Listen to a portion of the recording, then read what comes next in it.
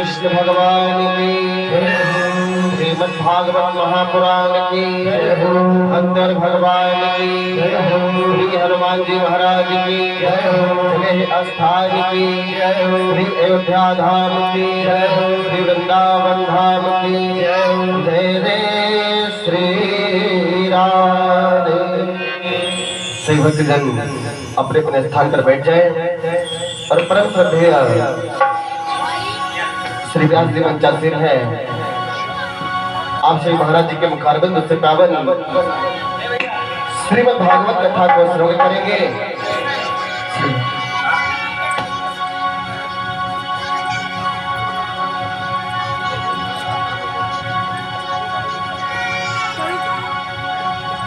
आइए श्री महाराज जी के मुखारबिंद से आप सभी पावन श्रीमद् भागवत कथा को श्रवण करें। जय श्री राधे, जय श्री श्याम।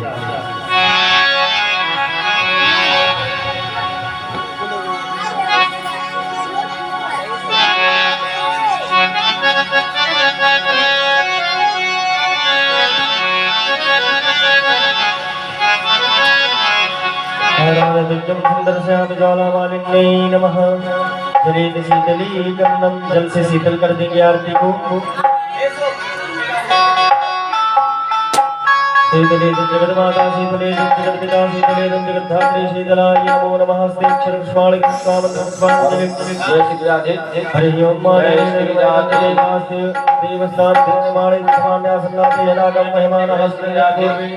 साध्याः सन्ति देवाः। मंत्रपुष्पाञ्जलिं समर्पयामि, नमस्करोमि, प्रणमामि। छोड़ दीजिए।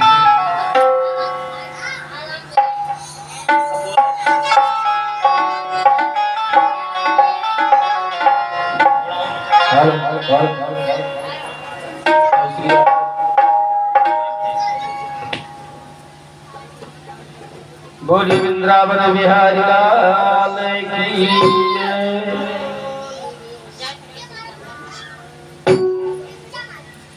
ओम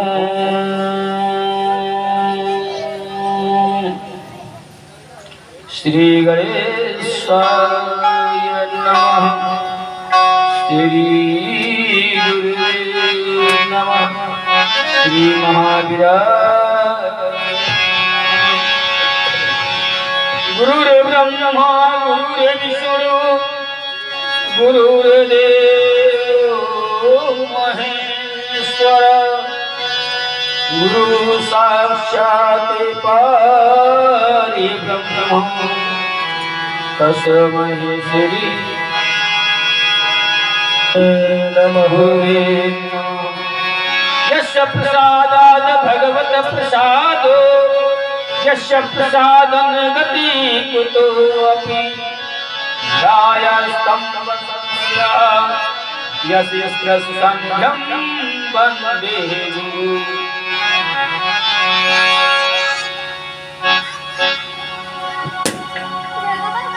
श्रीराम विघ्नेश्वराय वरदाय सुरप्रियाय लंबोदराय सकलाय जगद्दिताय नारायणाय स्तुतयज्ञ विभूषित गौरी सुताय गणनाथ नमो।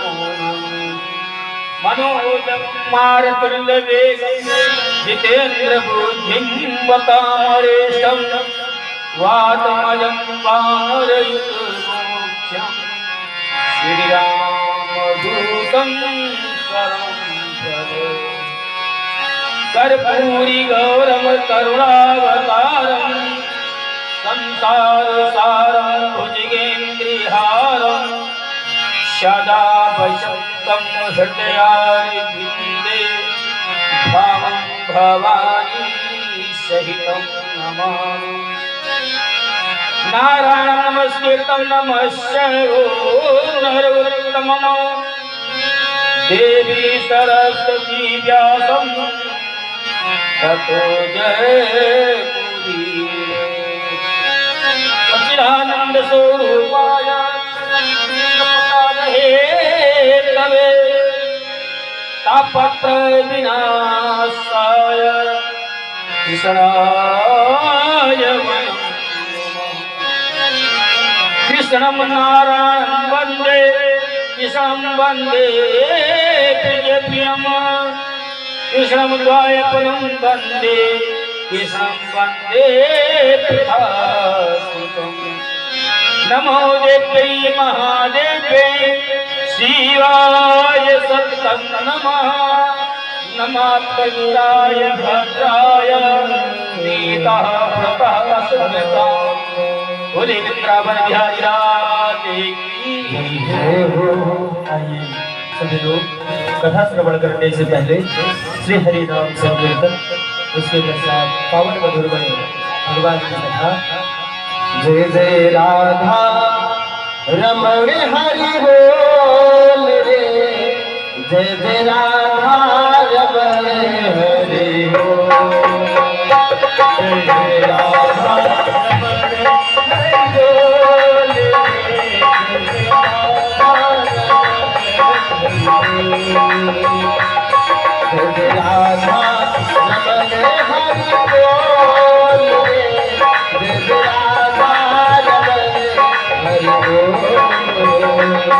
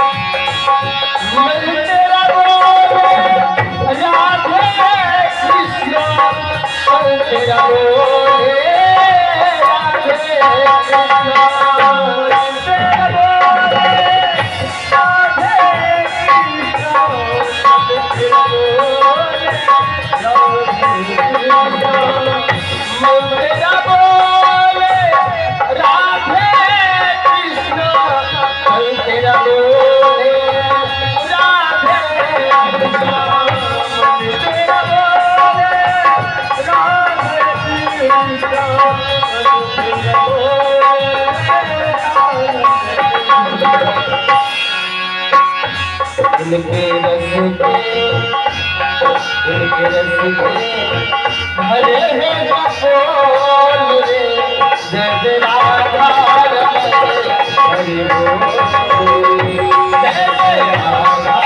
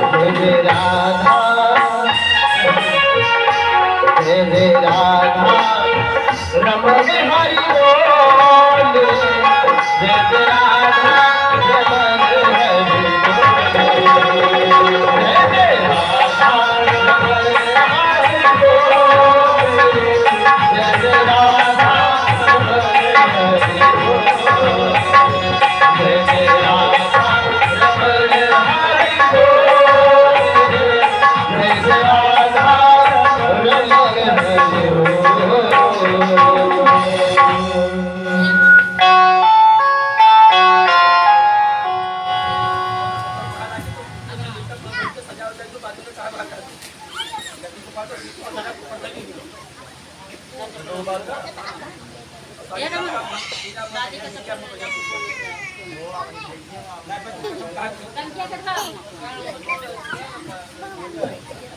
बोलिए वृंदावन बिहारी लाल की जय। प्रिय व्रतो ज्ञान पादो सतरूपा पते सुतो वासुदेव श्री कलया रक्षा जगताई स्थितो। मनु महाराज ने अपनी शतरूपा नाम की भार्या से भगवान की कला से प्रियव्रत और उद्यानपाद नाम के 2 पुत्र पैदा किए और एक जगत की रक्षा में स्थिर है। जाए उद्यानपादस्य सुनीता सूरज प्रेयसी पतंतरा यति सुतो ध्रुवा। राजा की 2 रानियां, राजा की 2 रानियां सूरज और सुनीत। सूरज महाराज उद्यानपाद को अधिक प्यारी थी, जबकि ध्रुव की मां उतनी प्यारी नहीं थी।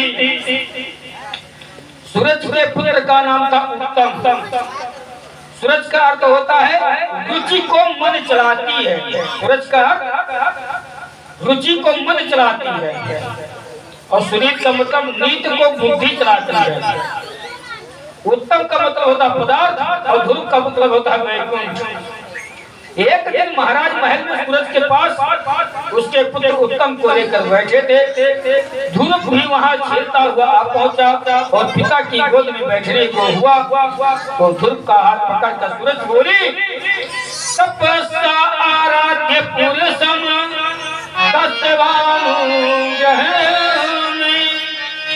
गर्भे कम साधयात्मान यदोक्षस निर्पासनम।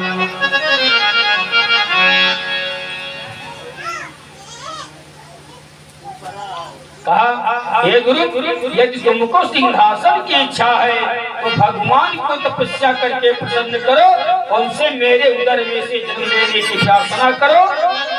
यदि महाराज की गोद में बैठना है तो मेरी कोख में ही जन्म लेना पड़ेगा।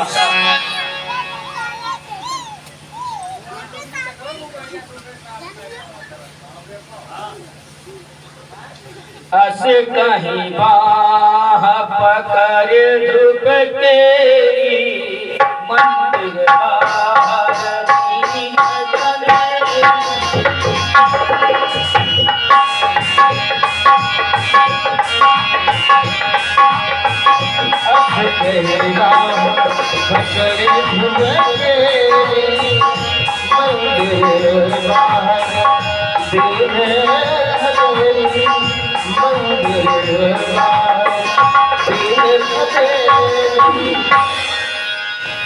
ध्रुव रोता हुआ अपनी माता के पास पहुंचा और सारा वृतांत, सारा किस्सा, सारा कहानी सुना दिया कि मैं खेलता हुआ पिताजी के पास गया। पिताजी माताजी के साथ बैठे थे और भाई जो है उत्तम भी था गोदी में। मैं भी गोदी के लिए कहा तो माता ने मुझे हाथ पकड़ के बाहर खदेड़ दिया, भगा दिया।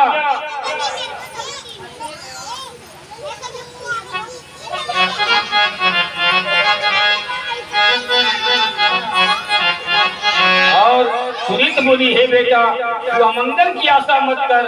मांगलम तात प्रेस संस्था होंगे जनो यत्र दोषा।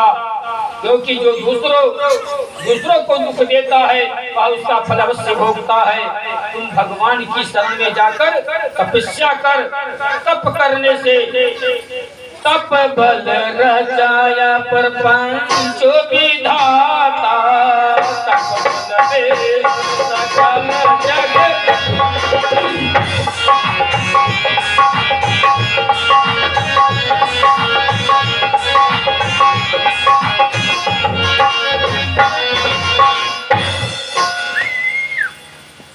हे पुत्र, कमल नेत्र भगवान लक्ष्मी के पति करुणाधिराज के सिवाय और कोई तुम्हारे दुख को दूर नहीं कर सका।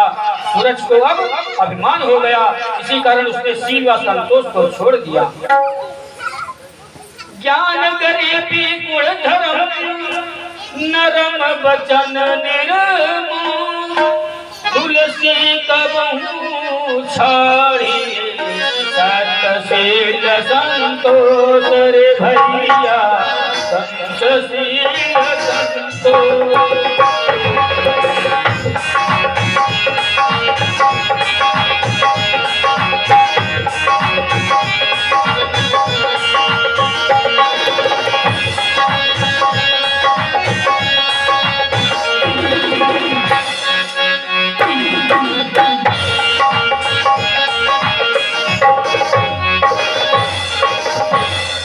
बेटा वैसे तेरी माता ने तुझे उपदेश दिया है कि भगवान की तपस्या कर, क्योंकि बिना भजन के आलस में आकर जीव अपना जीवन निरर्थक कर देता है, अपने जीवन को बेकार कर लेता है। इसलिए भगवान का भजन ही सब कुछ है।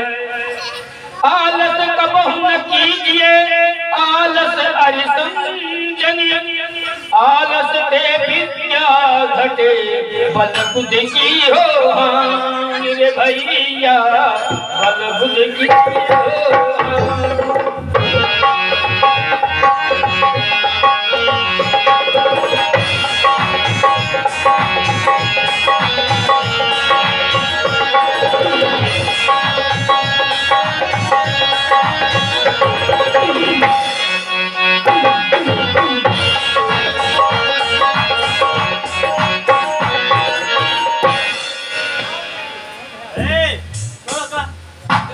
अतः बेटा तुम एकांत में जाकर भगवान का भजन करो, भगवान आपको अवश्य दर्शन देंगे। साधु संग हरि भजन भावा हरे कर समझान गवावा।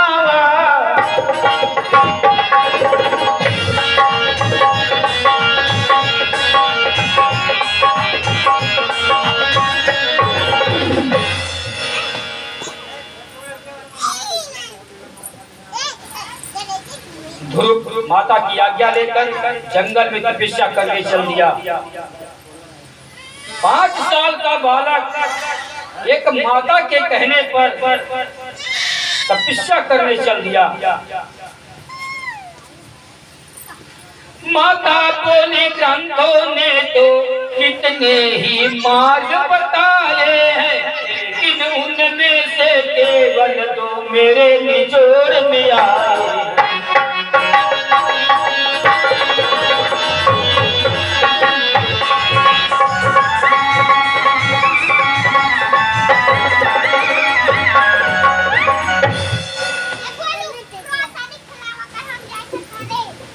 ध्रुव माता की आज्ञा लेकर जंगल में तपस्या करने चल दिया। जब पिता को मालूम हुआ तो ध्रुव के पास आकर मनाने लगा कि पुत्र घर वापस चल, लेकिन ध्रुव नहीं माना। राजा बोला बेटा राज ले लो, नहीं माना। फिर आधा राज देने को कहा, लेकिन ध्रुव फिर भी न माना और बोला पिताजी माता ने जब गोद से दीनों मोह उतार, तब ही क्यों ना साभारो मोह कर दिया बिहार।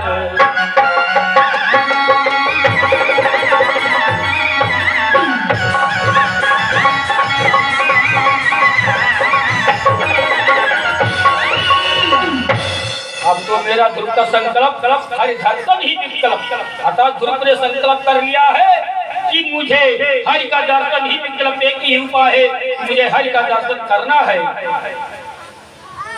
इस ब्रह्म ज्ञान के पद पर रख अब मोह के झटके देती है, बंधन के कुंडों से भैया कीचड़ में पटके देती।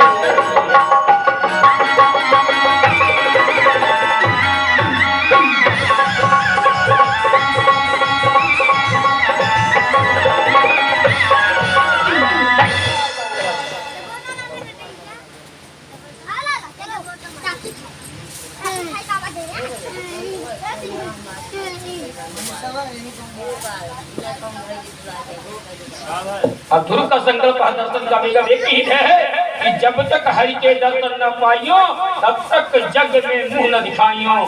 ध्रुव रास्ते में चले जा रहे हैं। अंतर्यामी भगवान ने सोचा कि ध्रुव सारे संसार के सहारों को प्रेरणा दी। नारद जी ध्रुव के पास आकर बोले, हे बालक, तुम किसके पुत्र हो और मेरा निर्जन वन में अकेले कहाँ जा रहे हो?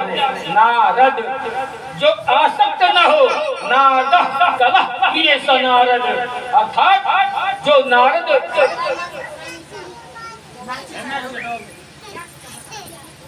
ध्रुव ने नारद जी को सारा वृत्तांत सुना दिया। नारद जी बोले, हे बालक, घोर जंगल में तुमको शेर, रीछ आदि जंगली जानवर खा जाएंगे। वृद्धावस्था आने पर भगवान के प्राप्त करने का यत्न करना। अब घर वापस चलो। ध्रुव बोला, प्रभु, मेरे प्रभु मुझे दर्शन अवश्य देंगे, क्योंकि बिना भगवान की कृपा के कुछ भी नहीं हुआ है। बड़े भाग्य जब जानिए जब मिलने आवे संतन को मिलनो करे सब कष्टन के अंत। गुरु के दृढ़ निश्चय देख नारद जी बोले, हे तात, यमुना के पवित्र तट पर मथुरा चले जाओ। वहाँ भगवान हर समय विराजते हैं। वहाँ मधुबन में निवास करते हैं। तीनों काल स्नान करना। तस्मिन् निकालेंगे शरीर से। शास्त्रों में वर्णित विधि से मन को रोक कर भजन करना। शास्त्र यह शास्त्र अर्थात जो आपकी इंद्रियों को मन को रोक कर अनुशासित कर पतन से बचाए, उद्गामी करे, उस ज्ञान को शास्त्र कहते हैं। नारद जी ने दृढ़ निश्चय देखकर भगवत प्राप्ति का मार्ग बताया। मंत्र देकर बोले, जिसके ज्ञान का नाश हो गया, गुरु धर्म के रास्ते पर धर्म भी उसकी रक्षा करता है। धर्माधिगते धर्मा धारे धर्मा।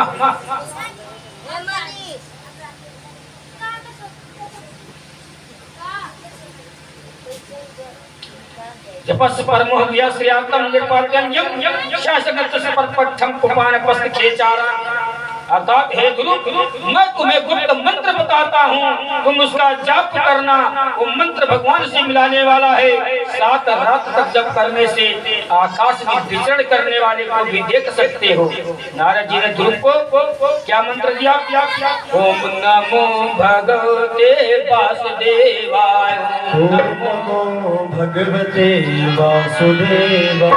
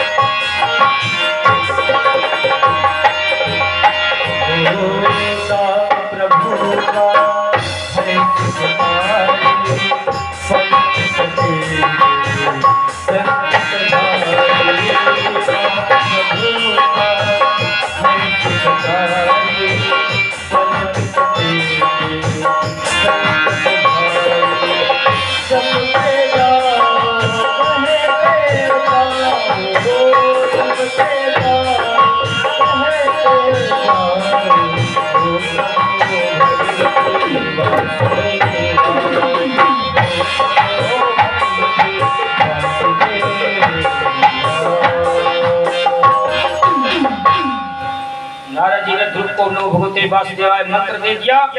ध्रुव जी ने नारद जी को परिक्रमा करके पुष्प भेंट किए। ध्रुव गुरु मंत्र जाप करने मधुबन को चल दिए। गुरु बिन भवन तरय नाय कोई, बिन भवन तरय न कोई, जो विरक्त शंकर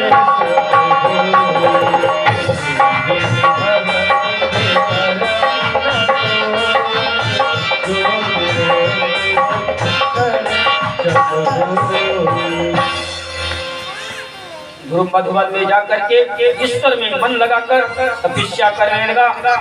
पहले महीने में अन्य त्यागदार केवल फलाहार, वह भी 3 दिन बाद, और दैत्य बेर खाकर तपस्या की। दूसरे महीने में 6 दिन बाद सूखे पत्ते चबाकर ही तपस्या में लीन रहे। तीसरे महीने में 9 दिन बाद केवल जल लेकर ही रहने लगे। चौथे महीने में 12 दिन बाद केवल वायु का आहार करके तप करने लगे। 5वें महीने में भगवान का ध्यान रख करके श्वास जीत कर एक पैर से खड़े हो गए। मन को चारों तरफ से खींच करके हृदय में भगवान का ध्यान करने लगे। तपस्या करते समय पैर के अंगूठे से पृथ्वी झुक गई। इंद्रादि देवता घबराने लगे। माया से ध्रुव को डराने धमकाने लगा। संत लवार चोर मुनि ज्ञानी, संत लवार चोर मुनि ज्ञानी, जसियापन 10 दूसर जानी, जसियापन 10 दूसर जानी। सारे देवता मिलकर के भगवान के पास गए और प्रार्थना करने लगे। इस सारी सृष्टि का श्वास रुक गया है। भगवान बोले, देवताओं, मृत्युलोक में ध्रुव तपस्या कर रहा है।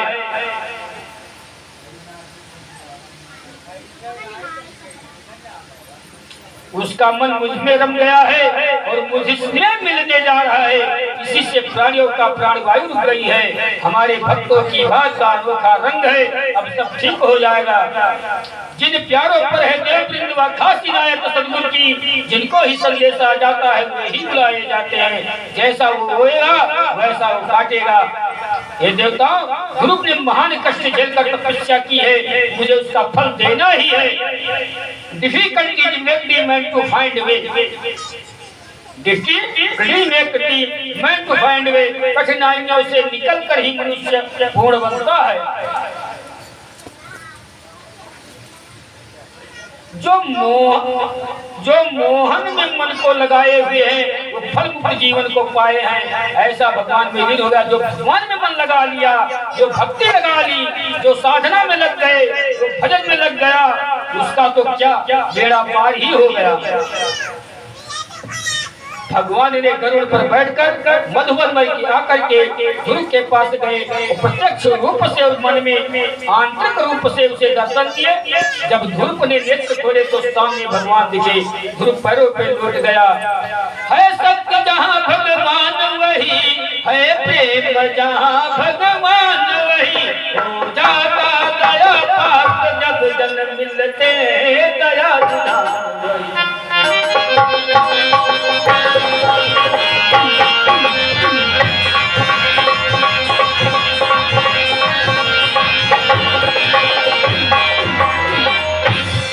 गुरु जी ने भगवान को प्राप्त किया। इसमें मुख्य बात यह रही कि ध्रुव ने गुरु जी नारद जी के बच्चों को श्रद्धा से अंगीकार किया। श्रद्धा देवाय जमाना वायु को पापासते, श्रद्धा हृदय सत्या, श्रद्धा विंदते वसु। ऋग्वेद में 10वें अध्याय में 151 श्लोक 4थे स्कंध की है ये। श्रद्धा देवाय जमाना वायु को पापासते, श्रद्धा हृदय सत्या, श्रद्धा विंदते वसु। श्रद्धा जो है हृदय की भावना का प्रतीक है। इसमें मनुष्य का जीवन सफल होता है और परम धन प्राप्त करके सुखी हो जाता है। ऐसा व्यक्ति निर्धन होते हुए भी धनवान को दान दे सकता है। सत्ता रहित होते हुए सत्ता दान दे सकता है। की श्रद्धा का फल अद्भुत है। भगवान ध्रुव से बोले, हे पुत्र, मैं तुझ पर प्रसन्न हूँ। तेरा कल्याण होगा। तुझे वह पद प्राप्त होगा जो आज तक किसी को नहीं हुआ है। ततो गंता समस्थानम सर्वलोकं नमस्कृतम ऊपर दृष्टि भाष्यतम यथा नमते तेगता। मेरा बहुधाम समस्त लोगों से नमस्कृत सप्त ऋषियों से ऊपर जहाँ पहुंचकर कोई प्राणी भी नहीं वापस नहीं सकता, वह फिर वापस नहीं होता। न तद्भासते सूर्यो शशांको न पावका यदि गत्वा निर्यन्ते तज्जाम परमम। न तत् सूर्यभाति न चंद्रा तारकम नेमा विदतो भानि कृत्यग्नि तुमयो भान्तो भात सर्वया सर्वविदं भवति। कठोपनिषद अध्याय परमात्मा पद में सूर्य प्रकाशित नहीं होता और चंद्रमा और तारे भी नहीं चमकते, न बिजली चमकती, फिर आग की तो बात ही क्या है। उसके प्रकाश होते ही सब प्रकाशित होते हैं और उसी प्रकाश से सब कुछ भासता है। भगवान का आशीर्वाद सुन करके ध्रुव का मन भगवान की प्रार्थना करने को हुआ, परंतु बोले कैसे। भगवान ने ध्रुव को एक पोल से शंख लगाया तथा ध्रुव ने भगवान की स्तुति की। विष्णु भगवान ने कहा ध्रुव को,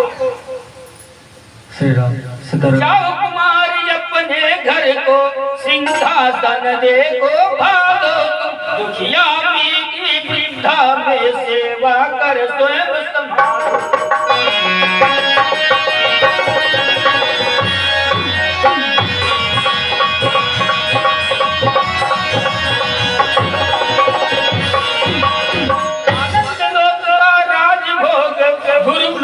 तुम्हें मिल जाएगा, जब तक जीवन है जीवन में कोई भी कष्ट न पाए।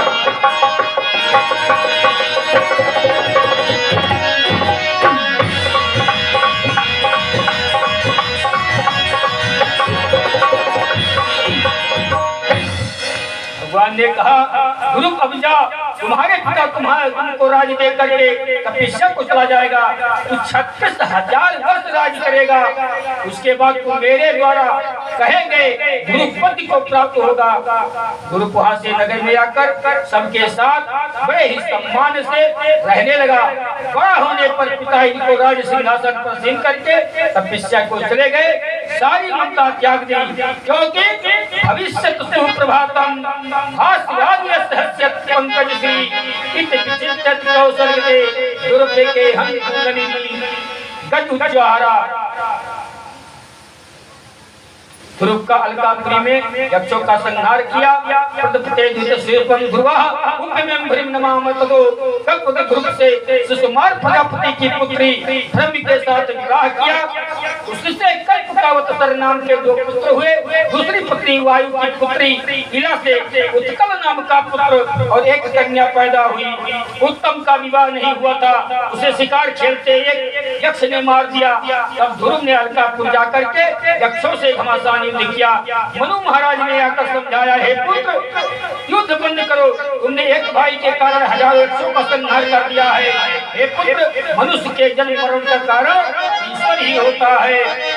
ऐसा सोचकर जिनको हर सुख से शून्य सुख और सुख दोनों का त्याग कर देना चाहिए। वृंदावन बिहारी लाल की।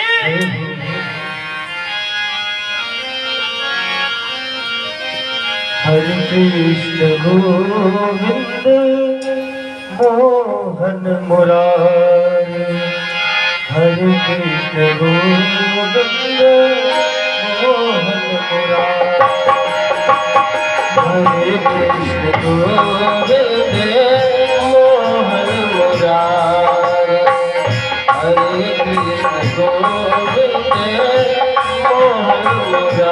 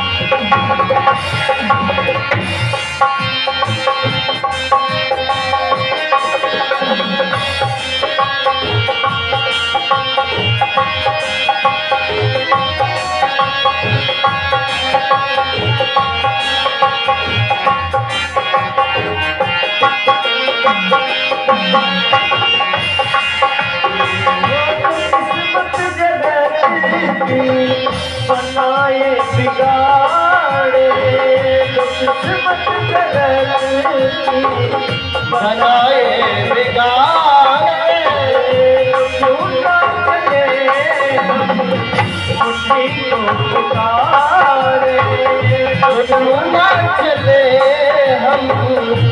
उन्हीं को पुकारे, यही मंत्र जपते हैं, यही मंत्र जपते हैं ऋषि संत सारे। श्री कृष्ण गोविंद पुरारे, श्री कृष्ण गोविंद मोहन मुरारे, श्री कृष्ण गोविंद मोहन मुरारे, श्री कृष्ण गोविंद मोहन मुरारे।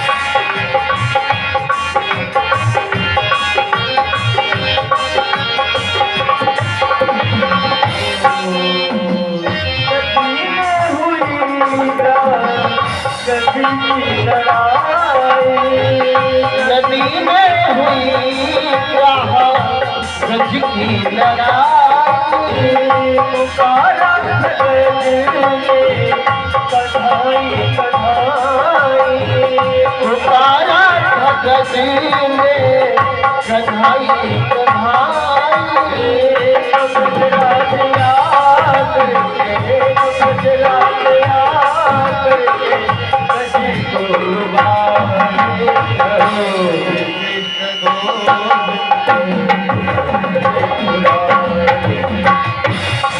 कृष्ण गोविंद हरे कृष्ण गोविंद मोहन मुरारे, हरे कृष्ण गोविंद मोहन मुरारे।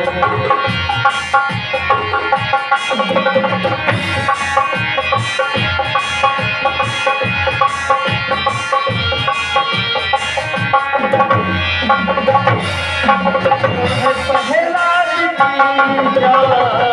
से सब कहानी है प्रहलाद की जान से सब कहानी, उन्हें होलिका जब जलाने को ठाने, उन्हें होलिका जब जलाने को ठानी, जली होलिका जली होलिका जब जलाने को ठाने। हरे कृष्ण गोविंद मुरारे, हरे कृष्ण गोविंद मोहन मुरारे, हरे कृष्ण गोविंद मोहन मुरारे।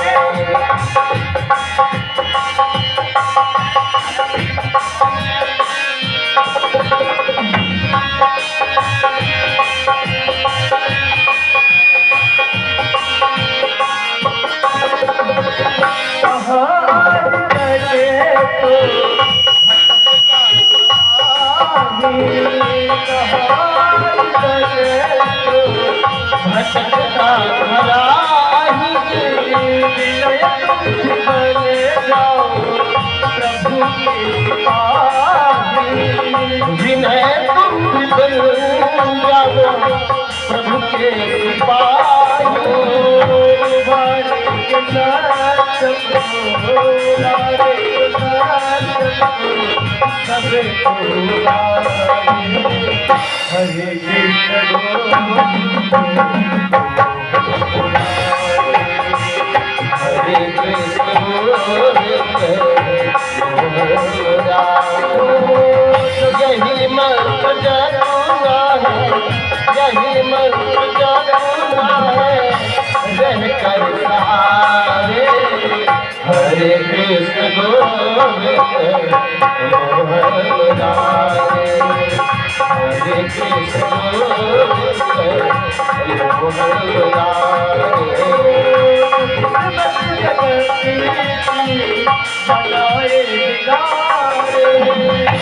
किस्मत जगत की बनाए बिगाड़े, तुम जाने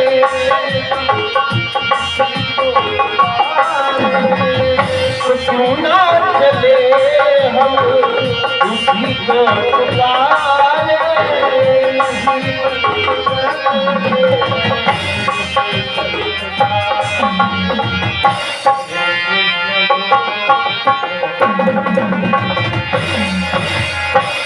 हरे कृष्ण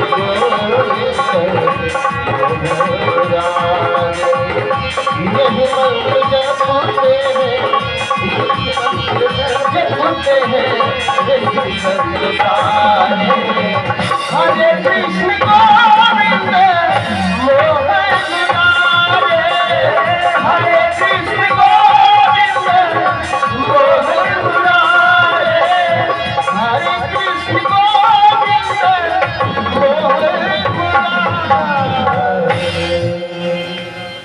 मुरारे जय हो श्रीमद् भागवत महापुराण की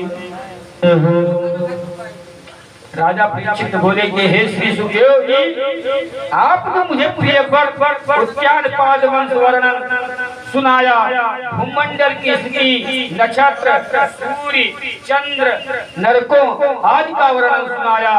कृपया आप मुझे यह बताइए कि स्थिति अधने महाभाग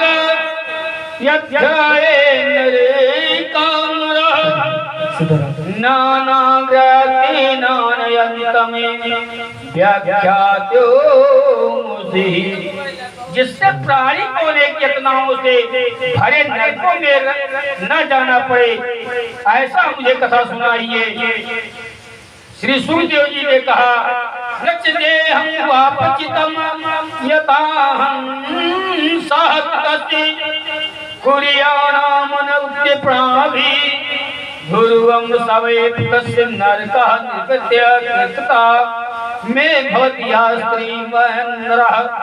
हे राजन, जो प्राणी मन वचन और देह से किए गए पापों के लिए इस जन्म में प्रायश्चित नहीं करता, उसको मरने के उपरांत मेरे द्वारा बताए गए नरकों में अपने अपने पापों के अनुसार उसी तरह के नरक में जाना पड़ता है और यातनाएं भोगनी पड़ती है।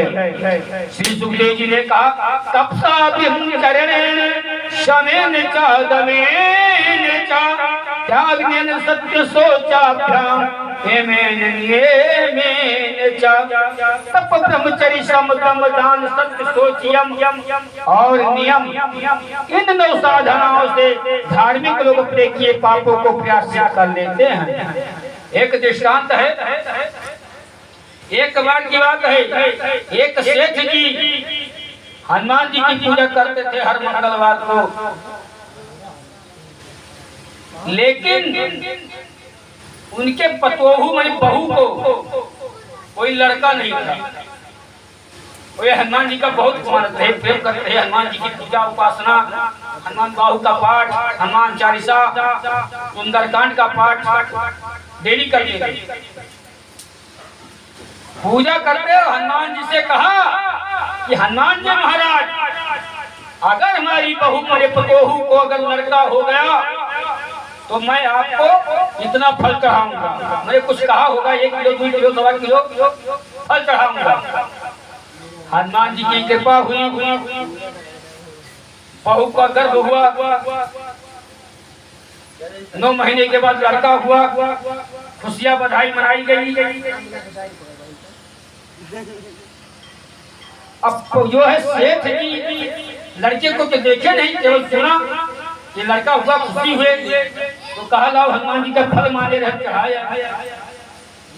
गए मामा बाजार में, देखा लगे फल कौन सा अच्छा फल है। एक दुकान से दूसरे दुकान, दूसरे दुकान से तीसरे दुकान, वीडियो बना था। पूछा भैया सेब का भाव है? कहा भैया 400 रुपया किलो। कहा नहीं चाहिए।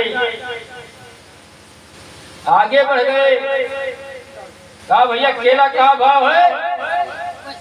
कहा भैया 200 रुपये दर्जन। कहीं नहीं चाहिए। आगे बढ़े, फिर पूछा आम का भाव है? कहीं 500 रुपए किलो। कहीं नहीं चाहिए। ऐसे करते करते जितने फल थे सब पूछ लिया। सेठ जी के मन का फल कुछ नहीं मिला। इतने में एक ठेला वाला बेचारा किनारे अमरूद का फल लेकर बैठा था। एक अलग अच्छा अमरूद रखा था, एक अलग कुछ खुला हुआ था, मतलब सड़ा टाइप का था, हल्का सा पिछला था। सेठ जी पहुंच गए, कहा भैया अमरूद का भाव है? कहा भैया महाराज जी वाला खरीदो 50 रुपया किलो, जी वाला खरीदो तो 5 रुपया किलो। ये वाला खरीदेंगे तो 50 रुपया किलो आपको देना पड़ेगा, ये वाला खरीद लेंगे तो 5 रुपया किलो देना पड़ेगा। सेठ जी ने कहा हनुमान जी देखने आ रहे हैं, 5 रुपए वाला किलो दे देते हैं, चढ़ा देते हैं, हमारी मनोकामना भी पूरी हो जाएगी। 5 रुपए किलो वाला फल सेठ जी लिए हनुमान जी के मंदिर में जाकर के चढ़ा दिया और बड़े खुशी खुशी घर आ गए। अब इधर बालक दादी लेकर के दादाजी के पास आ गई, सेठ जी के पास आ गई। अब दादाजी उसको जो है बड़े सहलाने लगे, खिलाने लगे। जब सर पे हाथ गया तो क्या देखते हैं कि दारू दब रही है, पूरा सब पिलपिला है। अब वो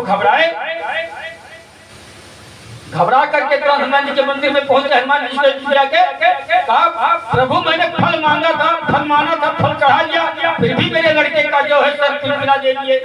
तो हनुमान जी प्रकट हो गए और कहा जब आप फल चढ़ाओगे पिलपिला तो क्या सर होगा कठोर, टाइट होगा? पूरे तो मस्तमा मार्केट में हेर के फल लाओ तो 5 रुपए किलो देते हैं पिलपिला, तो सरा जो जैसा कर्म करेगा उसको वैसा ही फल मिलेगा। कर्मणा जायते जंतु कर्मणो विद्यते, कर्म प्रधान ईश्वर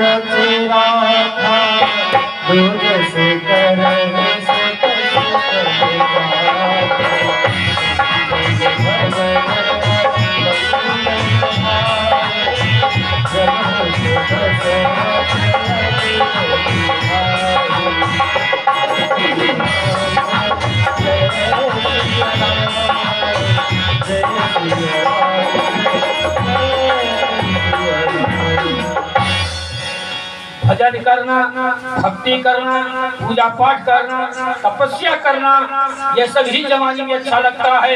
बुढ़ापन में चल पाओ तो गए जगन्नाथ जब जब को सीढ़ी न कर पावे तब तांगा करे, घोड़ा करे।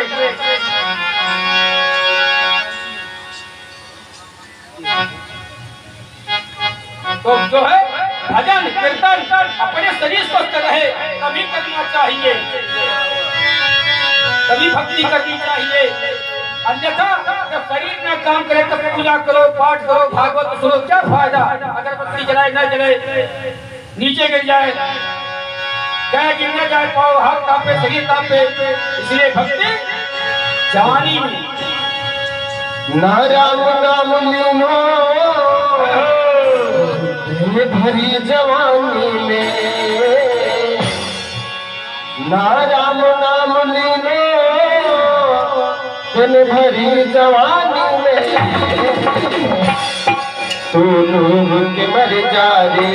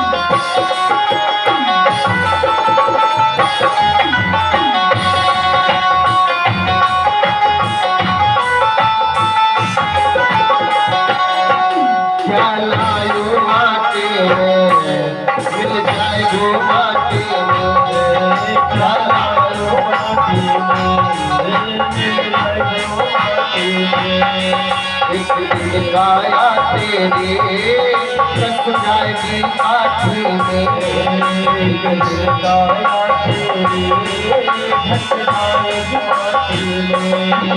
पानी को बबूला है, पानी को बबूला है, पानी को बबूला है, पानी को बबूला है, डूब जाए जो पानी में, फूलों की बरसाने, फूलों की बरसाने, फूलों की बरसाने।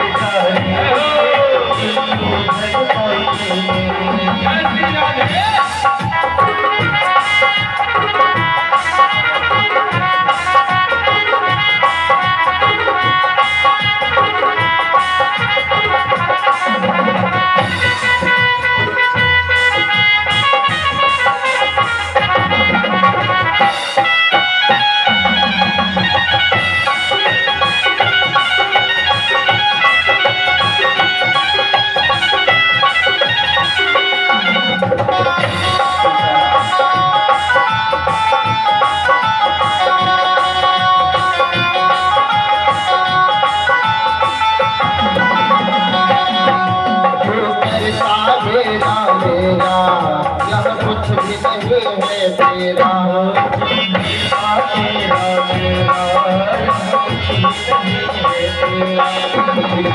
होगा भैया फिर पर घट के तेरा होगा तेरा कुछ कमाई ले जाए कुछ कमाई ले जाए कुछ कमाई ले जाए कुछ कमाई ले जाए ऐसी जिंदगानी लोग के मर जाए झुल्लू भर पानी झुल्लू भर जाए झुल्लू भर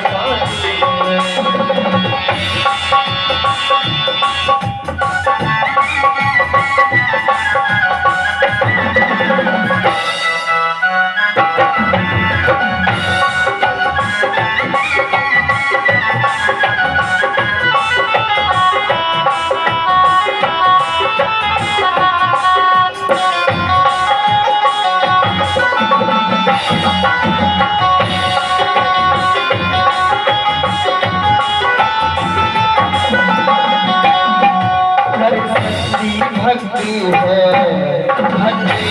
भक्ति में शक्ति है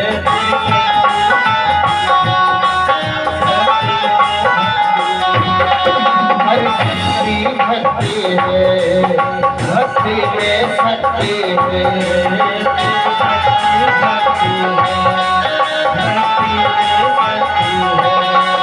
या भक्ति से भैया खुल जाएगी मुक्ति है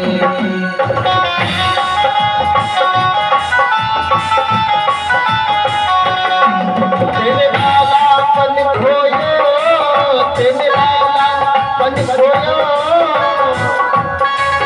सारा जीवन खोयो सारा जीवन खोयो यूं अनाकानी में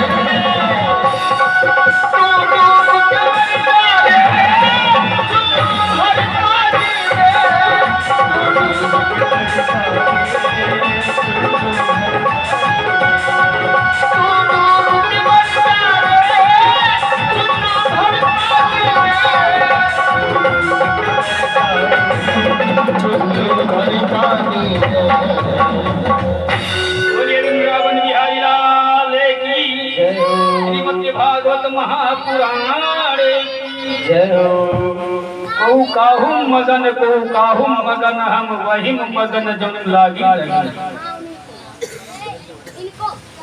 को काहुम मगन हम वही मगन जन लागी लगन।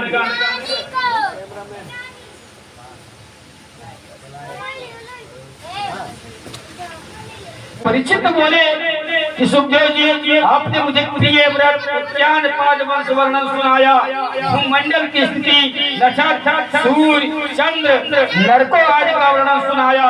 कृपया आप मुझे यह बताइए, अधुने महाभाग अत्यय नरक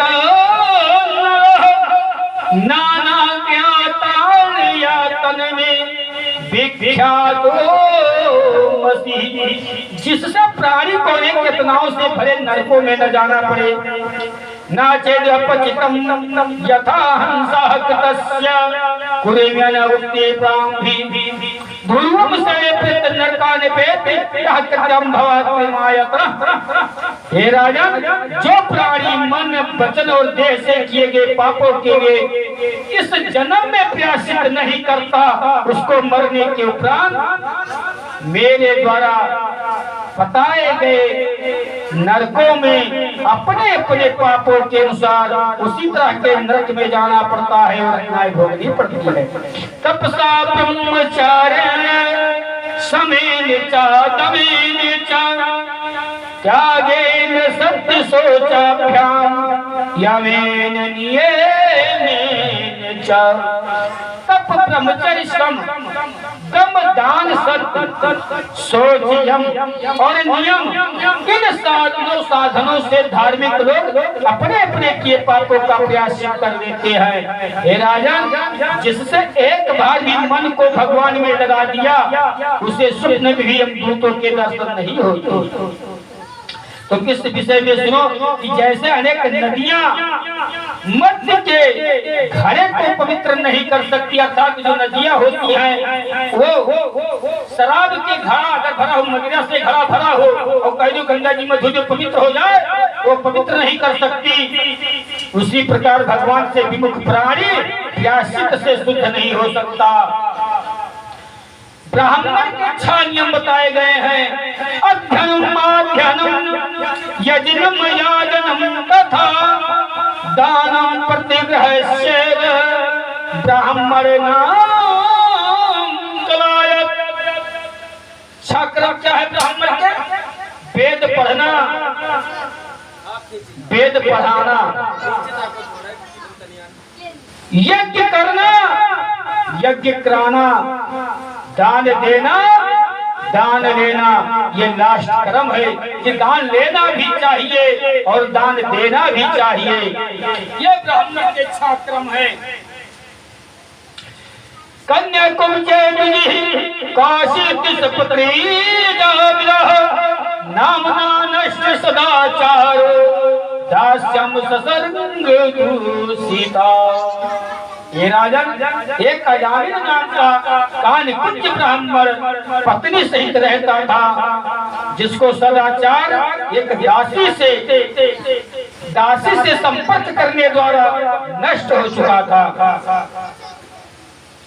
कन्नौज नगर में किसी समय पाती अजामिल रहता था, उनके अनेक बेटों में से एक नाम नारायण था। कन्नौज नगर में किसी समय पात किया जामिल रहता था, उनके अनेक बेटों से एक नाम नारायण था।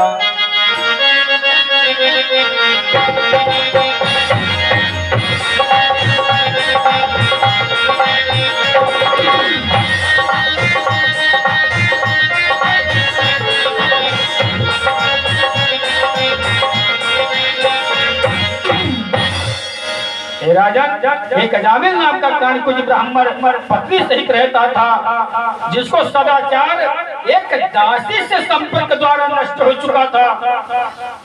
इनका विवाह पिता ने कुलीन कन्या से कर दिया। एक दिन वह पिताजी के लिए पूजा के पुष्प लेने गया। रास्ते में एक आचारहीन शूद्र को एक वैश्या से संसर्ग करते देखा। बस फिर क्या था, वह उसी पर जो वेश्या शरीर से सुंदर वह मन की मलिन थी, मोहित हो गया। अपनी सुलक्षणा धर्म पत्नी का त्याग कर दिया, अपनी धर्म पत्नी का त्याग कर दिया एक वेश्या के लिए। और एक अजामिल ब्राह्मण, जो अजामिल नाम था वो ब्राह्मण, कानकुंज ब्राह्मण, उस वैश्य पर पिता के धन को लुटाने लगा।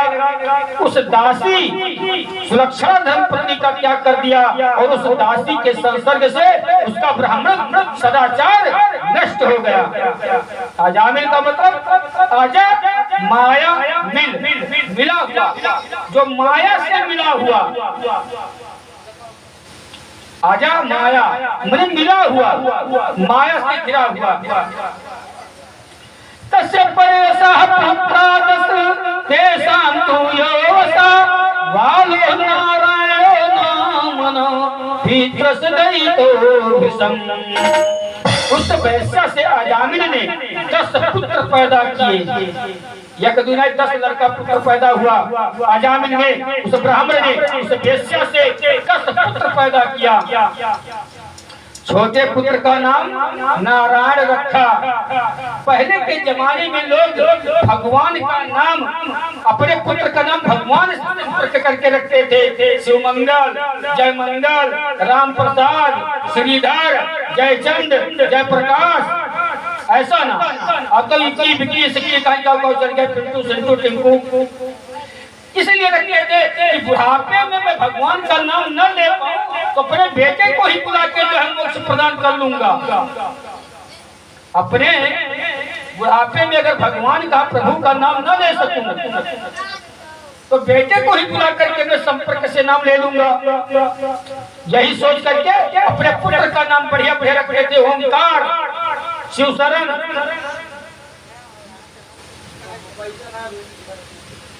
उस वैश्या से छोटे पुत्र का नाम नारायण रखा। संतों से एक दिन उसी अजामिल की बस्ती में कुछ संत पधारे। एक दिन उसी अजामिल की बस्ती, जिस नगर में रहता था वो अजामिल, जिस गांव में रहता था, उसी नगर में कुछ संत लोग, महात्मा लोग पधारे।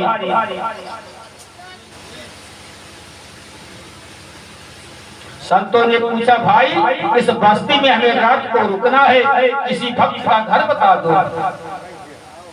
लोगों ने उपहास में अजामिल का ही घर बता दिया।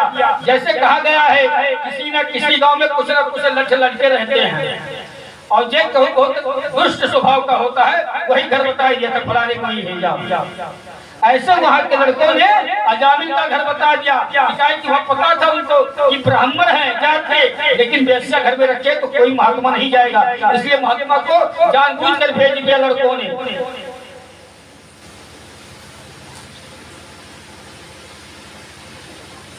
अजामिल का ही घर बता दिया। संतों ने अजामिल के द्वार पर आकर बिस्तर खोल दिया। वेश्या आश्चर्य में डूब गई। फिर संतों ने भोजन करने की इच्छा की तो वेश्या का हृदय प्रसन्नता से भर गया। सोचने लगी, मेरे घर संत पधारे हैं, बड़े भाग्य तब जानिए जब मिलने आवे संत, संत को मिलनों को करे सब कष्टन को संत समागम हरि कथा तुलसी दुर्लभ दो सुखदारायण गच्छति पापी के घर। बड़े भाग्य अपने आप को समझना चाहिए जब दरवाजे पर संत महात्मा ब्राह्मण द्विज विप्र आ जाए। अपने आप को बहुत बड़ा भाग्यशाली समझना चाहिए कि हमारे दरवाजे पर कोई ब्राह्मण आया है, कोई संत आया है, कोई महात्मा आया है, कोई गुरु आया है। उसका आदर करना चाहिए, सत्कार करना चाहिए। कहा भी गए रहे, आवत ही हर से नहीं नैन नहीं सने तुलसी वहना जाइए कंचन बरसे में। अब जो है महात्मा को तो पता नहीं था कि ये ब्राह्मण जो है वेश्या घर में रख रखा है, तो उन्होंने तुरंत जो है बड़ी खुशी हो गई वेश्या कि हमारे घर संत आ गए, महात्मा आ गए, और वो भी भोजन की इच्छा की। भोजन भी करेंगे।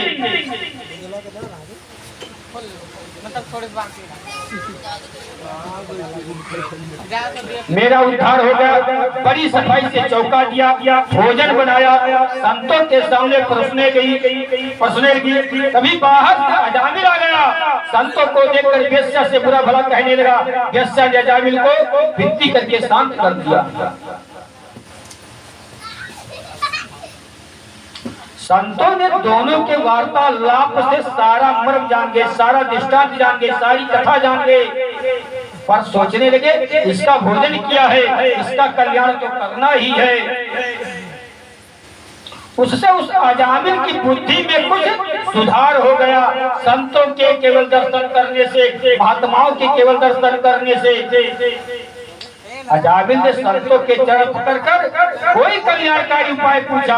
तब संतों ने उससे कहा कि तेरी पत्नी के गर्भ है, जब प्रसव होने पर उसका नाम नारायण रखना, इसी नाम से जब तू बार बार लेगा तो तेरा कल्याण हो जाएगा।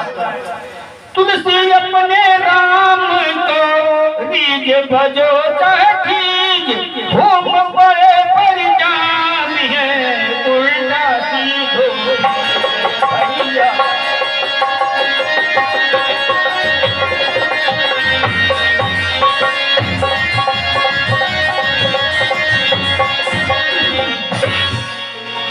तुलसी अपने राम को, राम का भगवान उल्टा लो या सीधा लो, राम राम कहो चाहे मरा मरा कहो, क्योंकि खेत में जब बीज बोया जाता है तो उल्टा सीधा नहीं देखा जाता।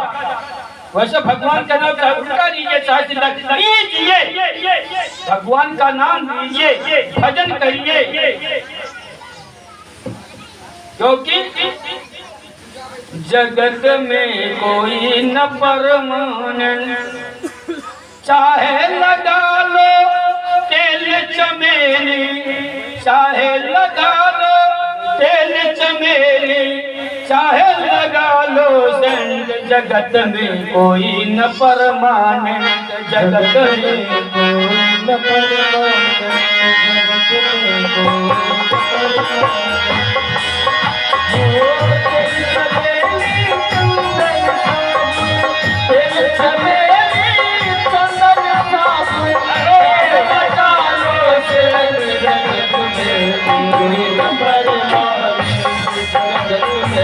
कोई न परमानेंट।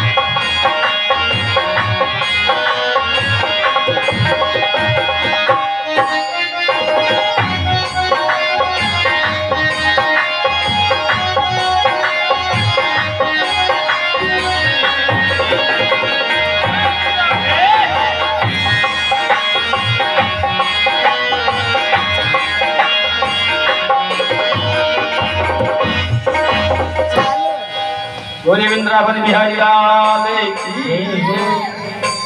इस संसार में कोई जो है परमानेंट के लिए नहीं आया है। इस भजन पे एक माता जी ने आकर भगवान के चरणों में 50 रुपया अर्पण किया।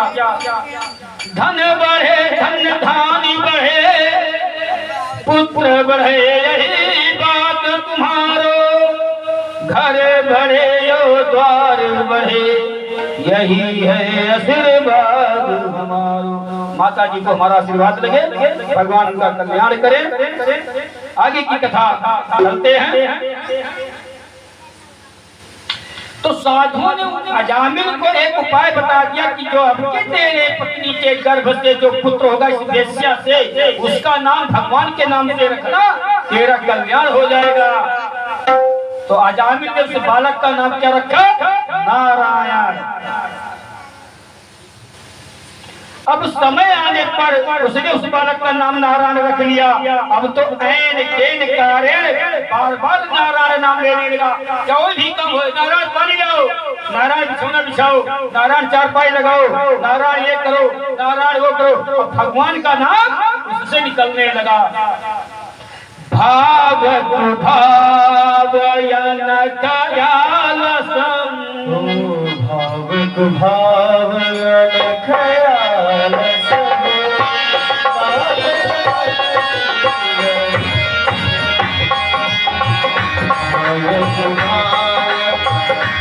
खयाल हो नाम जपत मंगल के बखरो। जय जय राम श्री राम जय राम। अंत समय पर उसे यमराज के दूत हाथ में पास लेकर दिखाई दिए। तब घबरा कर तब सोई सुत की आदि करे कि हो वचन ठहरा, नारायण पुत्र मम इनको दियो भगाए। नारायण नारायण होते ही विष्णु भगवान के पास सदा गए। आप पहुंचे सर्वदूत फौरन, विप्र को यम से छुड़ा लिया। कर शांति और धीरज देकर उसको विमान में बिठा दिया।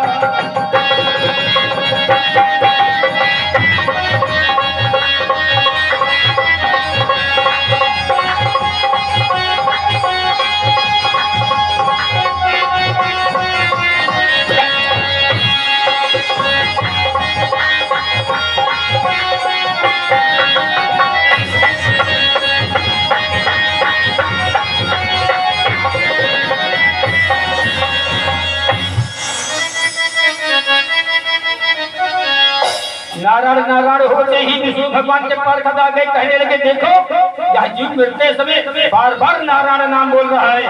जन्म जन्म मुन जतन, जन्म जन्म मुन जतन कराए।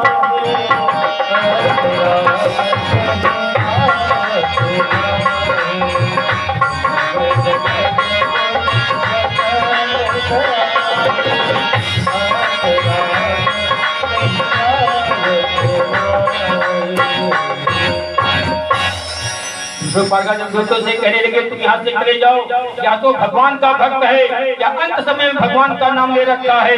यमदूत कहने लगे इस पापी ने जीवन में कोई भी धर्म का काम नहीं किया, पतिव्रता को छोड़ दिया, वेश्या ज्ञानी हो गया, माता पिता को कर्ज देने वाला, उसके धन को पाप कर्मों में वेश्या के ऊपर लुटा दिया, इतना पाप कर दिया। विष्णु पार्षद बोले यह हम पर करो या अजामिल पाप कर्मों में संलग्न रहते हुए भी नारायण नाम का उच्चारण कर किया है, इसके सारे पाप क्षय हो गए। नाम ले अति हर हृदय विचारा, नाम लेते हरि हृदय विचारा। तुझके बस कहूँ मोहि पुकारा,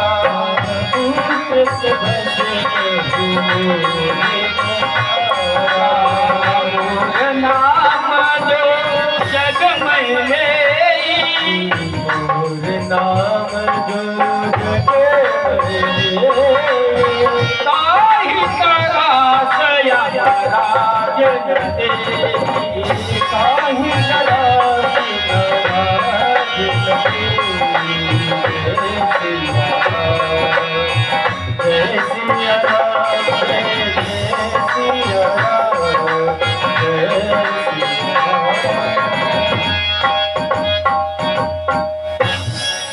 यमदूत बोले वेद प्राण हितो धर्मो धर्मस्त विद्या वेदो नारायण साक्षात ही शुभ्रम हे विष्णु पर गदो वेद से प्रतिपादित कर्म ही धर्म है, इससे विपरीत कर्म अधर्म है, क्योंकि भगवान से उत्पन्न हुआ वेद साक्षात नारायण है। जीव देहवान होने के कारण कर्म किए बिना नहीं रह सकता।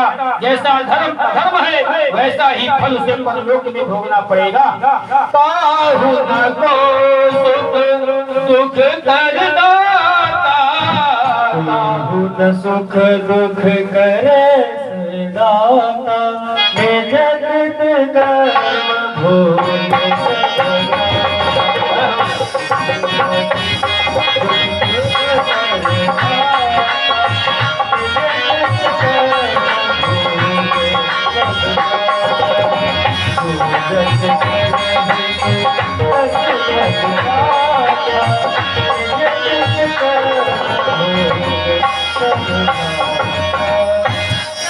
पूर्व काल में अजामिल भी सदाचारी ब्राह्मण पुत्र और कर्म कांड करने वाले का पुत्र था।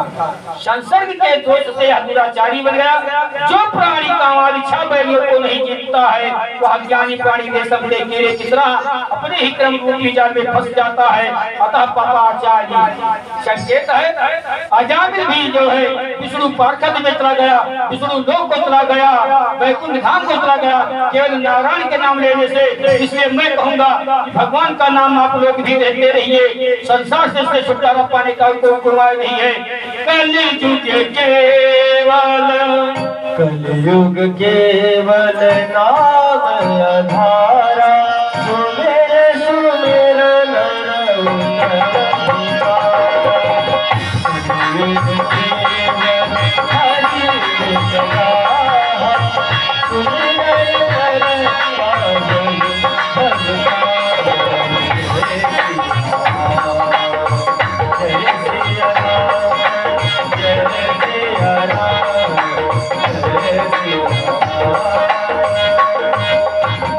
वृंदावन बिहारी लाल की।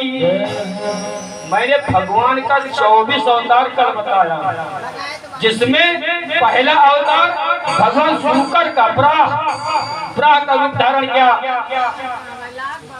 जो हिरण्याक्ष का वध किया।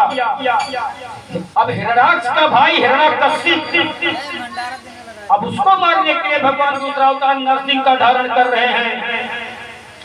और ये तो जय विजय सनक सनातन सनत कुमार के श्राप से राक्षस हुए, तो पहले में कौन हुए? हिरण्याक्ष और हिरण्यकशिप। दूसरे जन्म में रावण और कुंभकर्ण, तीसरे जन्म में शिशुपाल और दंतवक्र। अब हिरण्याक्ष का वध जब किया तो हिरण्यकशिप को पता लगा भाई का मरना सुनते ही भाई का लोहू उबल पड़ा। कुछ सोच समझ कर हिरण्यकशिप तप करने घर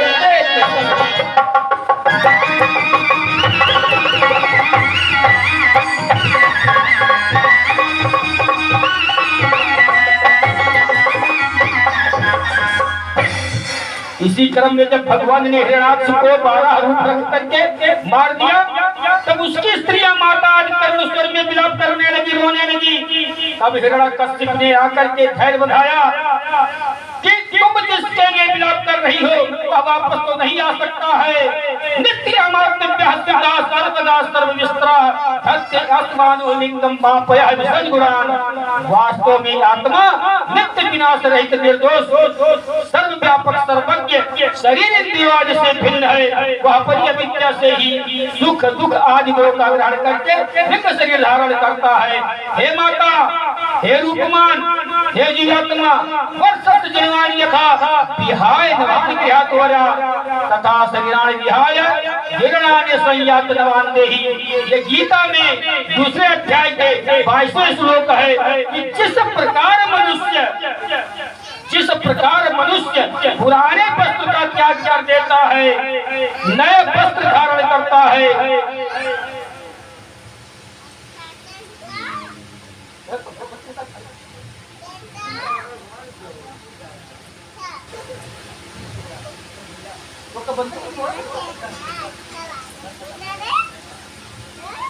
बोले वृंदावन बिहारी लाल की।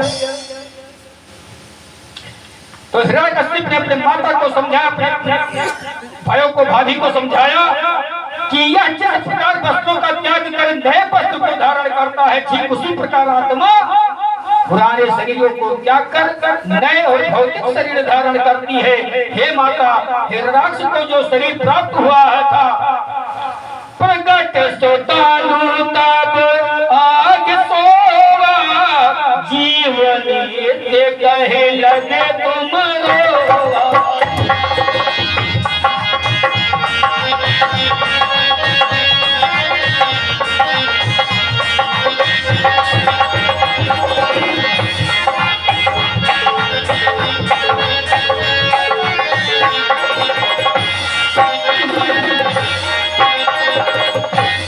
हे माता, जो इस माया के वशीभूत होकर के भ्रमित होकर अपने लक्ष्य से भटक जाता है, हे माता, हे रूपमान, उसी नर देश का एक सुयोग्य राजा था। युद्ध में उसे शत्रुओं ने मार दिया। स्त्री पुत्र सब बैठकर रोने लगे।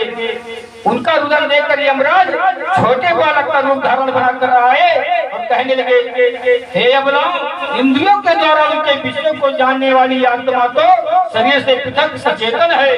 दुखी होने वाली आत्मा को शरीर का अभिमान छूट जाने पर उसकी दशा बदल जाती है। सुख दुख गुणों के कार्य को सत्य मानना व्यर्थ अभिमान है। आत्मा नित्य है, ऐसा जानने वाले प्राणी मृत प्राणी के लिए शोक नहीं करते। हजारों वर्ष तक तुम भी रोती रहोगी, इस मृतक को चिपकाए रहोगे, रोते फिर तुम्हारा पति या पिता वापस तो नहीं आ सकता। एक दिन तुम सबकी यही दशा होनी है, क्योंकि ये मृतलोक है, आवागमन है, कभी आएगा, कोई जाएगा, कोई रहेगा। ऐसा ये आत्मा का पत्र सुया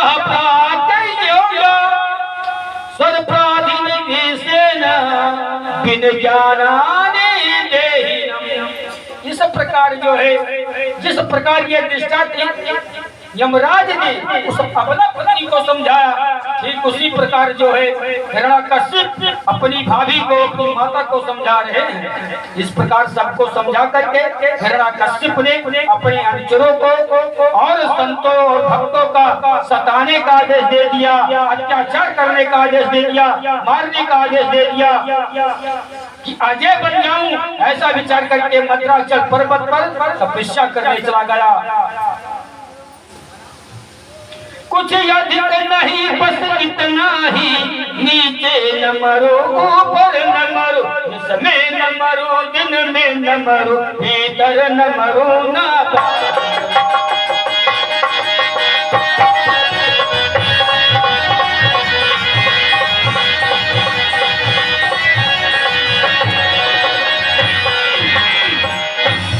मंदराचल पर्वत पर जाकर के एक पैर के बल पर खड़े होकर अंगूठे पर तपस्या करने लगा।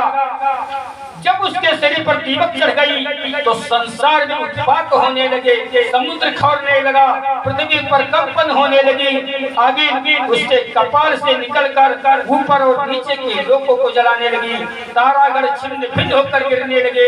उसके भयंकर तप को देखकर ब्रह्मा जी उसके पास आकर के कहने लगे, पुत्र, मैं तेरी तपस्या से प्रसन्न हूँ। सिद्धो असि कश्यप वरदो अहम प्राप्तो प्रियातितो वरः।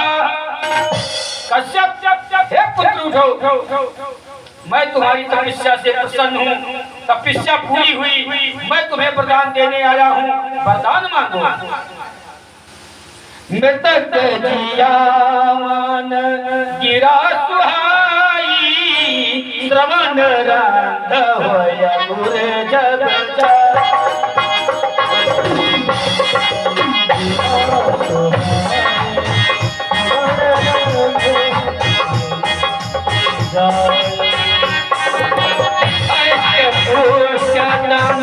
भये सुहाए, कानू पवहि पवन तेरा। भये सुहाए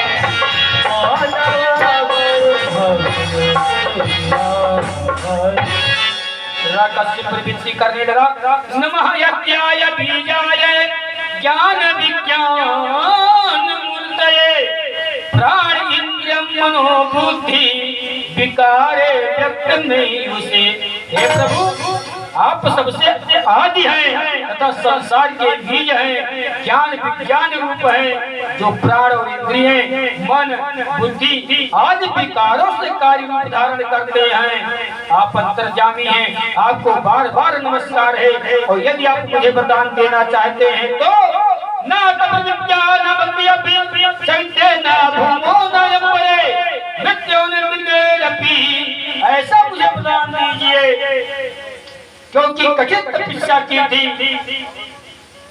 क्या वरदान मांगा? कुछ अधिक नहीं बस इतना ही, नीचे न मरूं ऊपर न मरूं, इसमें न मरूं दिन में न मरूं, भीतर न मरूं बाहर।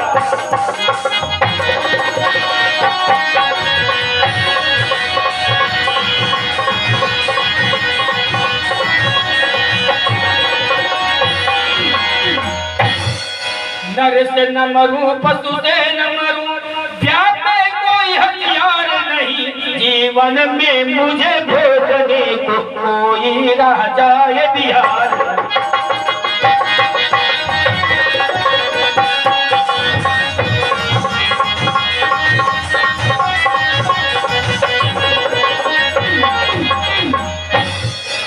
सभी जितने दिशा सर्वदो कंसा त्रीन महासुरा देवासुर मनुष्येंद्रार गंधर्व गरुड़ोगा।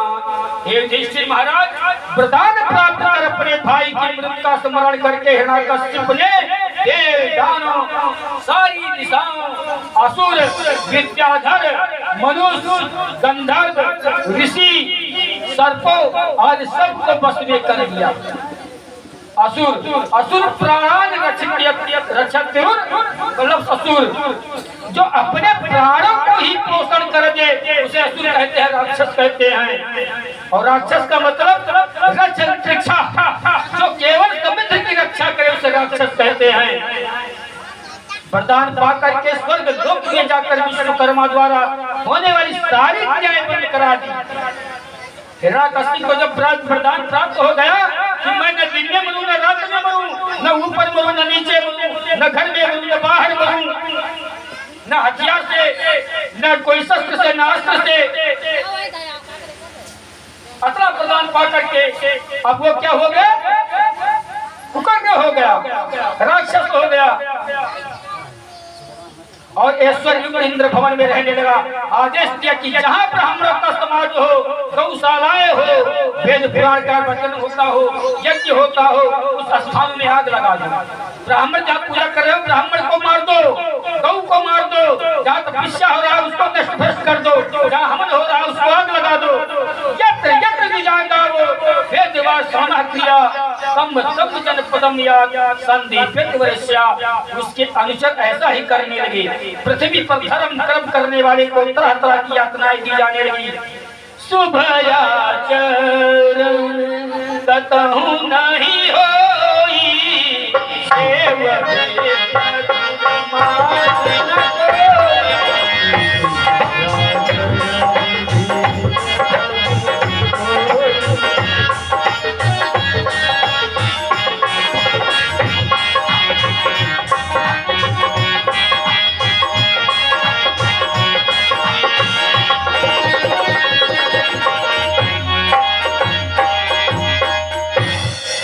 में पृथ्वी व्याकुल होने लगी। पृथ्वी हमारी माता है और माता के सामने कोई बालक को मारे माता देख नहीं सकती। पृथ्वी जो है व्याकुल होने लगी, देवताओं के पास चली गई, देवता से मिलकर विचार करने लगी।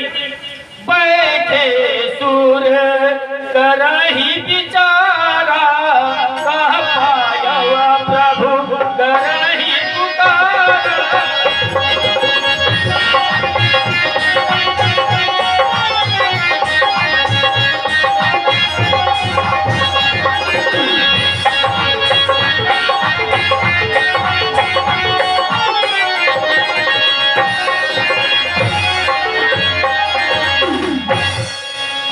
माता देवताओं के पास गई। देवताओं ने कहा यह मेरी बस की बात नहीं है, चलिए जो है विष्णु जी के पास। अब उसी में कहीं किनारे शंकर जी खड़े थे। उन्होंने बोला हरे व्यापक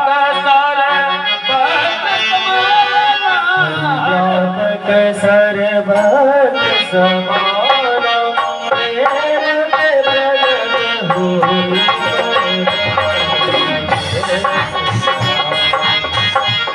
सिया राम जय सिया राम जय सिया राम जय सिया राम।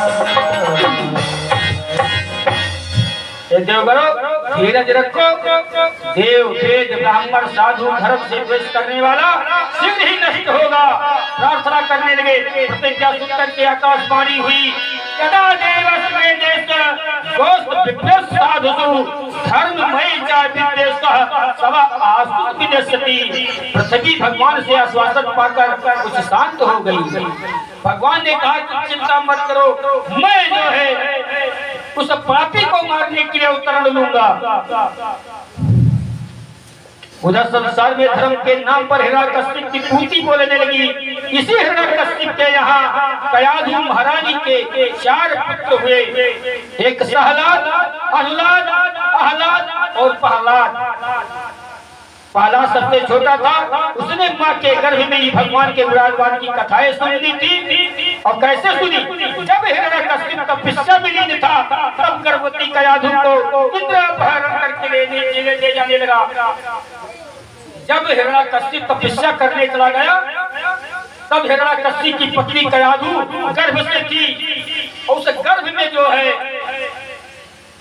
इंद्र कयाधु को अपहरण करके चुरा करके ले जाने लगा। रास्ते में नारद जी मिल जाते हैं, वार्तालाप हुआ। अंत में नारद जी के समझाने पर इंद्र कयाधु को वही छोड़कर चला गया। नारद जी कयाधु को अपने आश्रम में ले आए और वही कयाधु नित्य कथा कीर्तन सुनती। उनका प्रभाव गर्भस्थ बालक प्रहलाद में पड़ता था। एक दृष्टांत याद आया।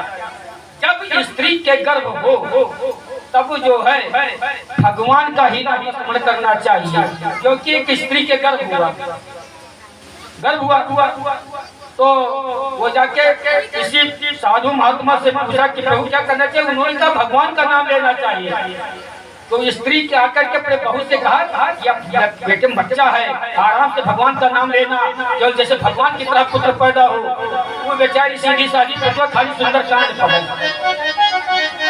अब सुंदर कांड पढ़ते पढ़ते पढ़ते पढ़ते 9 महीना लग गया, बालक पैदा हो गया। बालक कुछ बड़ा हुआ, अब यह पेड़ सूझे, पेड़ जाए, वह लड़के पटके, वह लड़के मारे, वह लड़के गिरावे। अब सास जो दादी थी उस पोते की दादी वो जाकर के महात्मा के पास फिर गई, चरणों पे गई। आपने कहा भगवान का नाम लीजिए, मेरी पतोहू दिन भर सुंदर कांड पढ़ी। अब आपने क्या कर दिया कि लाला मेरा उतना ही उगंड हो गया, मेरा पोता उतना उगंड हो गया। तो कहीं पठवा कौन बात कर रही, कहीं सुंदर कांड कर, कहीं पाठ बचिया हनुमान का तो लड़का रामेश पैदा हुए। अभिमन्यु गर्भ में थे तब अर्जुन ने पूरा चक्रव्यूह तोड़ने का दृष्टांत बताया। 7वां जब द्वार तोड़ना हुआ तो माता सुभद्रा को नींद आ गई। अब जो है अभिमन्यु जब सुभद्रा को नींद आ गई तो अर्जुन ने नहीं सुन सका, अभिमन्यु ने नहीं सुन सका, इसलिए अभिमन्यु मारा गया। अभिमन्यु को मारने वाला कोई पैदा नहीं हुआ था। इसलिए जब गर्भ में बालक हो तब केवल अच्छी अच्छी गीता का पाठ पढ़ना चाहिए, रामायण करना चाहिए, न कि हनुमान चालीसा जब छोड़ दो। नहीं हनुमान खान पैदा हो गया उसी प्रकार नारद जी के आश्रम में राक्षस कुल हिरण्यकश्यप की पत्नी कयाधु नारद के आश्रम पे गई तो वहाँ कीर्तन हो रहा था, भजन हो रहा था, नारायण का नाम हो रहा था। श्रीमन नारायण नारायण नारायण नारायण नारायण श्रीमन नारायण नारायण श्रीमन नारायण नारायण हरि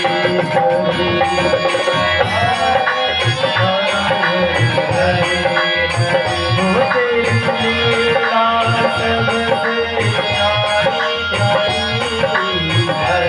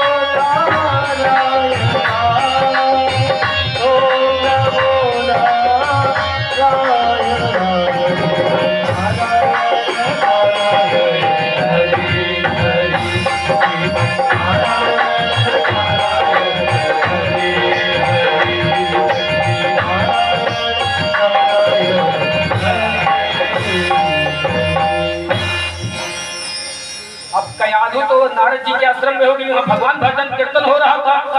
इसलिए कयाधु का जो बालक पैदा हुआ वो भी महाभक्त पैदा हुआ प्रहलाद। बाकी सब राक्षस रहे, जन्म 3 भाई हो गए। अब भक्त जो है प्रहलाद भगवान का भक्त हो गया, हरि का भक्त हो गया, विष्णु का भक्त हो गया।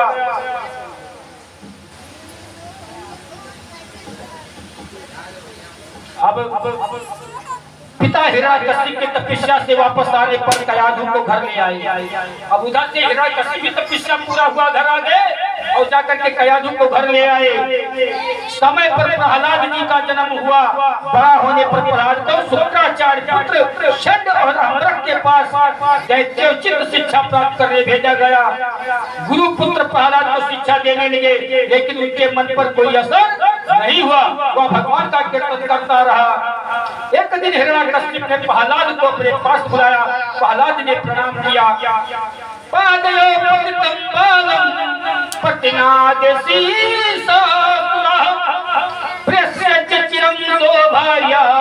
परमा पाप अपने पुत्र को प्रणाम करता हुआ देखकर हिरण्यकशिप ने आशीर्वाद दिया और दीर्घ काल तक अपनी भुजाओं में भर करके आलिंगन कर बड़ा ही आनंदित हुआ। हिरण्यकशिप राज से बोला, पुत्र तूने गुरु जी के यहाँ जो ज्ञान प्राप्त किया उसे मुझे सुना दो। तो प्रहलाद ने क्या कहा, सर्वरम कीर्तनम विष्णु असमरम पाद सेवनम अर्चनम बंधम दास्यम सक्षम आत्मनिवेदनम। ये लो भक्ति सीखी है हमने।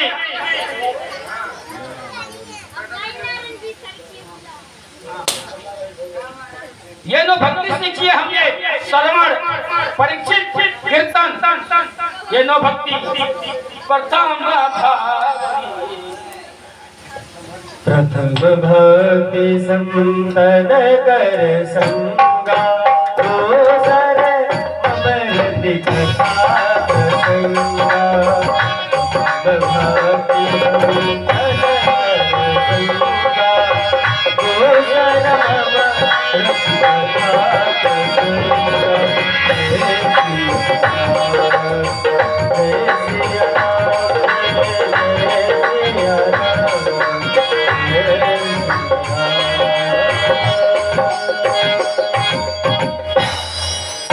अब प्रहलाद जी ने नो भक्ति सीखी।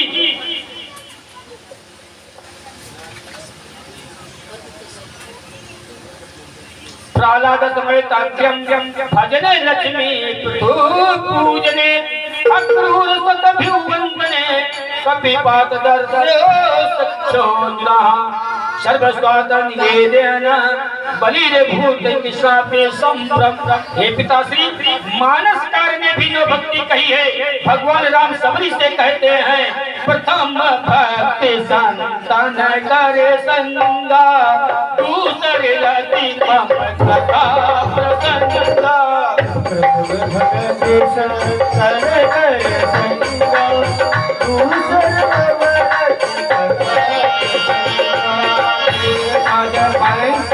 सेवा तीसरी भक्ति अमान ज्योति भगति मान लड़ाई कपति गजितान तुलसी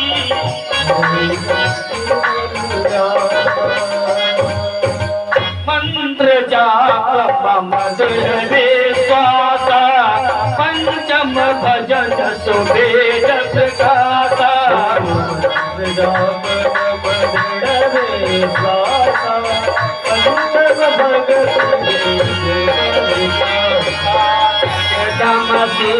विरति बहु कर्मा विरत निरंतर महिमय जग देखा मोदे यदि कर देखा पाठ जता लाभ संतोषा सपनों नहीं देखो पर दोषा तमम चलन सब सन चल हीरा मत भरोसा ये हर सन हीरा महु महु ये कब जित कय नारी पुरुष सराचर बिहारी लाल की जय। प्रहलाद के ऐसे वचन को गवई भक्ति पूरा चौपाई तुलसीदास जी का कह डाला। सुन करके हिरण्यकश्यप खुद पुत्रों को बुरा भला कहने लगे और प्रहलाद को अपनी गोदी में से फेंक दिया। हे ब्राह्मणों, ब्रह्म बंधो की मत विपक्षम आश्रम गृहीतो वाले मामद्रित। हे गुरुपुत्र, तुमने मेरा अनादर करके शत्रु का पक्ष लेकर इस पुत्र को तुच्छ शिक्षा दी है। तो गुरु के पुत्रों ने, शुक्राचार्य के पुत्रों ने कहा कि मत पढ़ताम चा प्रत्यम सत वेद पवित्र श्लोक दर्शन के मत रसी राजान यच प्रदासमा। हे महादैत्य राज, क्या तुम्हारा पुत्र जो कुछ कहता है क्या इसकी प्राकृतिक बुद्धि है? या तो वैसे यह बातें हमने सिखाई है न किसी दूसरे ने बताई है। गुरु पुत्रों से ऐसा सुनकर प्रहलाद को मारने की आज्ञा अपने सेवकों को दे दी। दैत्यराज के सेवक उस प्रहलाद को हथियारों से मारने लगे, लेकिन मरता नहीं। प्रहलाद बोला, विष्णु शस्त्र से सुमई चासो व्यवस्था दयायस्तेन सत्ते महा कर्मन धाम दे। यह विष्णु पुराण के पहले अध्याय के 10वें स्कंद का 13वां श्लोक है कि अरे दैत्यो, भगवान विष्णु तुम्हारे शास्त्रों में, तुम में, मुझ में, सर्वत्र में है। इसी कारण तुम्हारे शस्त्र मुझ पर असर नहीं कर रहे हैं। अनेक चेतनाएं देने पर भी जब वह नहीं मरा तो गुरु जी के पास लाकर छोड़ दिया। कृत्या का प्रयोग किया गया। मत्स्य पुराण में दूसरे अध्याय के 7वें श्लोक में 29वां अध्याय का है कि मत्स्य कृत्य जो है गुरु जी ने कृत्य को पैदा किया। कृत्या से भी प्रहलाद नहीं मरे।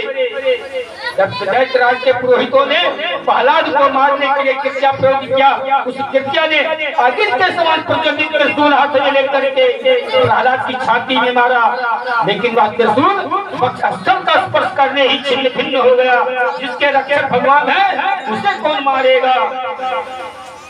जाके राखो साइया मार सके ना को, पालन बाका कर सके जो जग बैरी हो कबीरा।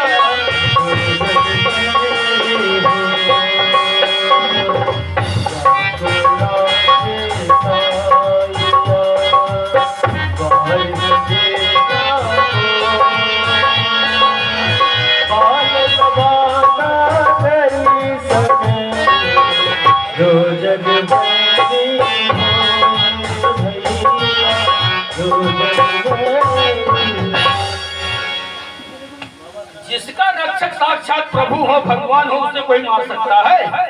कोई भी नहीं मार सकता। उनका सबका खींचना श्री शंकराचार्य आत्मनाशवान नहीं है।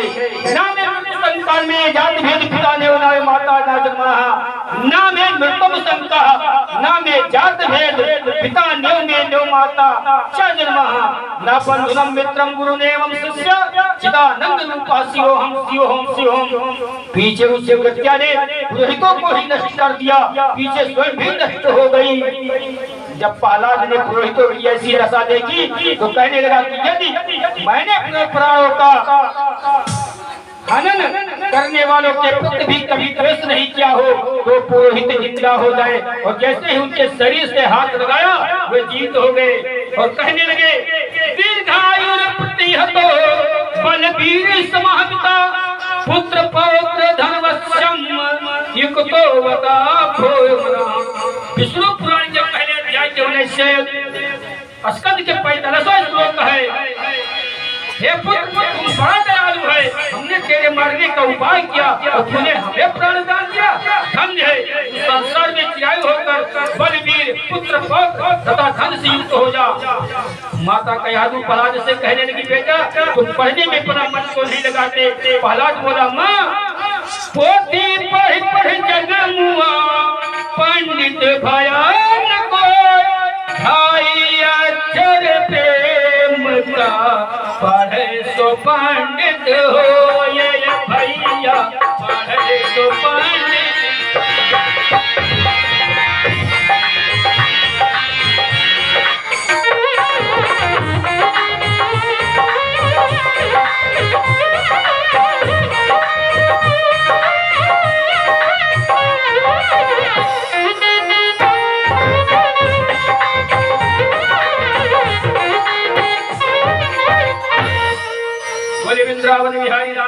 की जय। प्रहलाद अपनी माता को समझा रहे हैं, ओ माया जगत प्रज्ञा धर्मात्म भगवान का दुर्लभम मानुषम जन्म देवतरम। हे साथियों, बुद्धिमान प्राणी का कर्तव्य है कि बचपन से ही भगवान की उपासना करना चाहिए, भगवान का नाम लेना चाहिए, क्योंकि मानव शरीर अनित्य होने पर भी सभी पुरुषार्थों का साधन होता है। हे भाइयों, इस असार संसार में सार है तो केवल प्रभु का नाम ही सार है। इस संसार में 4 प्रकार के जीव होते हैं। फिर मनुष्य स्तन को खाता है, रक्त होता है। ऐसे ऐसे प्रहलाद जो है अपने अपने बचपन वाले मित्रों को, दोस्तों को समझाते रहते हैं।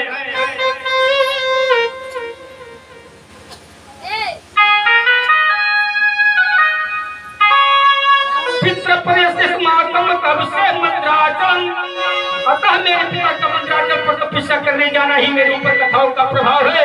नारायण भगवान की भक्ति करना ही मनुष्य का उत्तम स्वार्थ है। क्षणिक ज्ञान से कोई लाभ नहीं है, क्षणिक वैराग्य इंसान को जो है कर लेता है। इस प्रकार जो है प्रहलाद